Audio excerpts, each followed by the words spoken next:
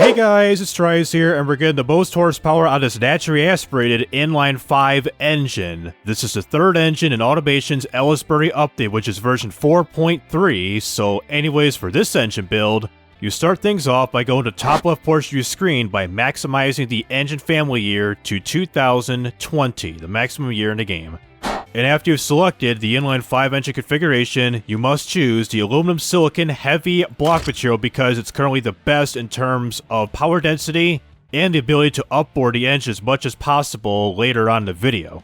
And with the bore to family capacity, maximize this to 120mm for the bore, and for the stroke, set this up to a 91.2mm, which gets the family engine capacity set to 5157 cubic centimeters, or 5.1 liters round this down, or 5.2 rounding it up. And this will be a dual overhead cam 5 valve made out of aluminum silicon. And a quality slider right next to this, and you should do this for everything you do see a quality slider for this engine, and the rest in general, maximize it to a +15 for everything you see here. And just below the quality slider with the sandbox tech pool, you click on this box right here to open up the sandbox tech pool for the engine. And for the engine tech, you maximize everything for the engine in general to a +15, the bottom end a +15, the top end at a 15, you can skip the aspiration, which is a turbocharger. You can keep it as is or maximize it when you want to, but it depends on your likeness. Fuel system, +15, and lastly, the exhaust, maximized to a 15. After you got the engine tech set to this setting here by maximizing as much as possible in the game, click on Apply Changes and we'll head on over to the bottom end of this engine. So starting off with the bottom end, first things first with the variant capacity on the left portion of the screen here, the UI, is, like I said, upboard is to 124mm, up by 4mm to get the true engine size to 5,507 cubic centimeters, or 5.5 liters. And after that, for the crank count rods, pistons, and the balancing bass, be clicking on the regular billet steel crankshaft with some titanium con rods and forged heavy pistons with a balancing shaft implemented for the balancing mass. And next to it with the counterweight slider, so adjust from a 110 setting all the way up to 220 for the counterweight. The compression is you max this out right here to an extreme level of a 16.0 to 1 ratio, which seems like it's the trend for the other two engines like the inline 4 and 3. The cam profile, same thing, at 100, kind of like the inline 4 video. Even the springs and lifters too, you put this up to a 59. Are you telling me this build is going to be just about the same as my inline 4, so VVT all cams with the RPM limit set to 8400 RPM. And skipping over the turbocharger because of it being naturally aspirated, so for the fuel system, as per usual, we'll be using a direct injection throttle per cylinder race intake with the manifold size set to a 93 at a large setting.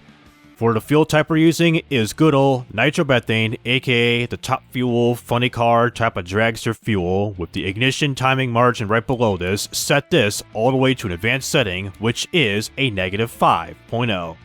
The fuel mapping, lower this down to a 30, leaning more towards the lean section. And finally for the headers of this engine, so for the headers of course we'll be using a tubular racing type of headers with the header size set to an 86 with the exhaust diameter set to 82.5mm, which equals to 3.25 inches. And we're not going to be using any cutter converters, mufflers, or any of that sort of stuff. And finally, bring up the quality. And we get the final horsepower rating of 2,472.2 horsepower, 8,400 RPM, and a torque rating of 1,545.7 pounds-feet of torque at 8,400 RPM. So just like the inline 4 engine, which was my last video of this series, is that the power and torque pretty much peaks at red line up in here, even though this can go a little bit higher. But unfortunately with this engine, as we can see with the con rods, is that we got the reliability reduction set to 96%, meaning that we got 4% of stress left available before the con rods explode, as it's really rated at 6,300 RPM. So if I were to demonstrate, if I were to increase the RPM limit to 8,500 RPM to increase power, unfortunately I can't because the con rods have failed due to excessive RPM, meaning that the RPMs or con rods are dead because of high RPMs.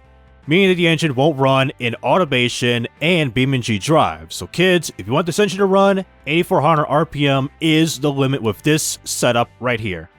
And with this portion of the video, seeing it's now version 4.2 of Automation, the previous update before they've implemented version 4.3, the Ellisbury update, into the public branch, The best way I could do is just do a simple pull test and manually start the engine and give you a detailed analytics of the tailpipe emissions and everything else about the engine. So instead of just revving this bad boy up manually with 4.2, let's just give you an engine by clicking on the pull button right now.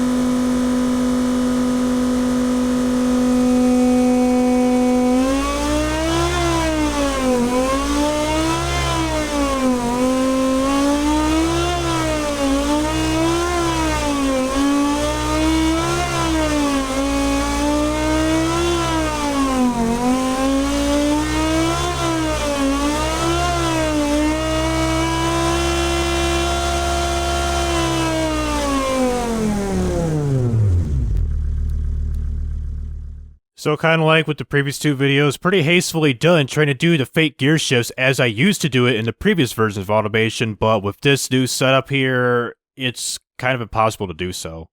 With this 5.5 liter inline 5 engine making nearly 2500 horsepower, it's quite large while being as powerful as it could be. You could use this engine on a handful of cars in automation and drive it as such in BeamNG Drive.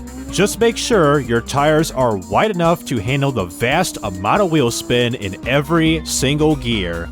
If you don't, then you'll lose control every time you accelerate or just do anything car stuff, I guess. So anyways, that'll do it with automation, the Car Company Tycoon Games version 4.3, aka the Ellisbury update. And for those who are interested in this type of content, please be sure to like and subscribe so you won't miss out on any videos like this in the future. So this is TRIZE Rising Up, and signing out.